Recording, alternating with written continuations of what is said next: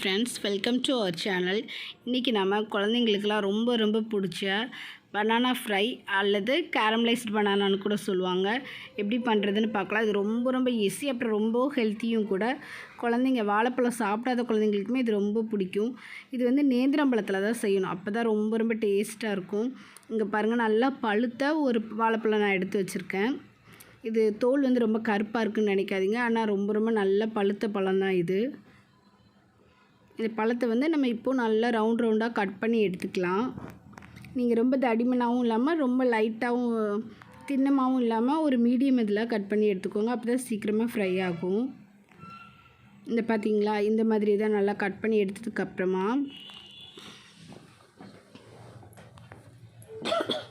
தோசைக்கல் சூடு பண்ணிவிட்டு, நான் வந்து பட்டரில் தான் எப்போவுமே என் பாப்பாவுக்கு செஞ்சு கொடுப்பேன். நீங்கள் பட்டரில் பண்ணலாம், இல்லைன்னா நெய் இருந்ததுன்னா நெய்யில் பண்ணலாம். அது எதுவுமே இல்லைன்னா வெறும் எண்ணெயில் ஃப்ரை பண்ணி சாப்பிட்டா கூட அவ்வளோ டேஸ்ட்டாக இருக்கும் இந்த பழம். நல்லா பட்டர் சூடானதுக்கப்புறமா பழத்தை ஒவ்வொன்றா நல்லா ஃபுல்லாக சுற்றி அடுக்கி வச்சுருங்க. இப்போ வாழைப்பழம்லாம் நேந்திரம்பழன்றப்போ ஒரு பழம் ஃபுல்லாகவே எந்த குழந்தையுமே சாப்பிட மாட்டாங்க அவ்வளோ சீக்கிரத்தில். ஆனால் இந்த மாதிரி நீங்கள் ஃப்ரை பண்ணி சாப்பிடும்போது அது ஒரு பழம் ஃபுல்லாகவே கண்டிப்பாக சாப்பிட்டுடுவாங்க, அவ்வளோ டேஸ்ட்டாக இருக்கும். இந்த மாதிரி ஒரு பக்கம் நல்லா ஃப்ரை ஆனதுக்கப்புறமா இன்னொரு பக்கம் திருப்பி விடணும். இது ஒரு நிமிஷம் கூட ஆகாதுங்க ஒரு பக்கம் ஃப்ரை ஆகிறதுக்கு.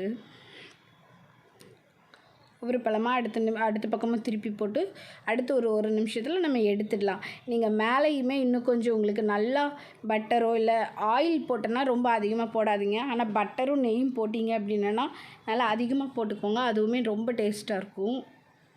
பார்த்திங்களா, ரெடி ஆகிடுச்சி. அவ்வளோதான். ரொம்ப ரொம்ப ஈஸியான ஸ்நாக் தான் இது, செஞ்சு பாருங்கள்.